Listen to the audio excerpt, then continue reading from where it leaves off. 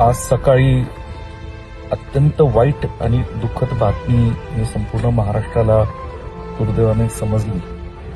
महाराष्ट्राचे लाडके व लोकप्रिय उपमुख्यमंत्री व आम्हा सर्वांचे ज्येष्ठ नेते आणि मार्गदर्शक आदरणीय अजितदादांचं दुःखद निधन झालं असं समजलं.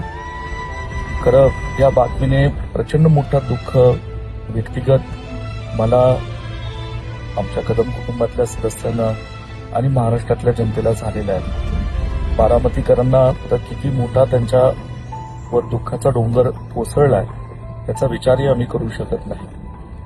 अजितदादांच्या जाण्याने एक खंबीर असं नेतृत्व, ज्यांनी गेले 35-36 वर्षांहून अधिक काळ महाराष्ट्रात त्यांच्या प्रशासकीय अभ्यासामुळे असेल किंवा त्यांच्या नेतृत्वामुळे जे काय महाराष्ट्राच्या राजकारणात त्यांनी त्यांचं एक वलय निर्माण केलेलं होतं, अशी व्यक्तिमत्व आज आमच्यातनं गेलेलं आहे.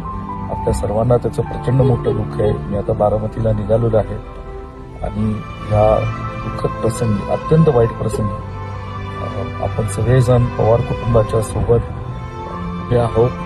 आणि अजितदादा, त्यांच्या कुटुंब, आदरणीय सुनेत्रा काकी, त्यांचे चिरंजीव पार्थ व जय पवार या सगळ्यांच्या संपूर्ण महाराष्ट्र उभा आहे. आम्ही उभे आहोत आणि परमेश्वर अशा दुःखद प्रसंगी त्यांना शक्ती देव अशी मी परमेश्वराला प्रार्थना करतो. आणि कदम कुटुंब, भारतीय विश्वविद्यालय, डॉक्टर पतंगराव कदम सोनेरा सहकारी साखर कारखाना व माझा पलूस कडेगाव विधानसभा मतदारसंघ आणि सांगली जिल्ह्याच्या वतीने मी त्यांना नम्रपूर्वक भावपूर्ण श्रद्धांजली वाहतो.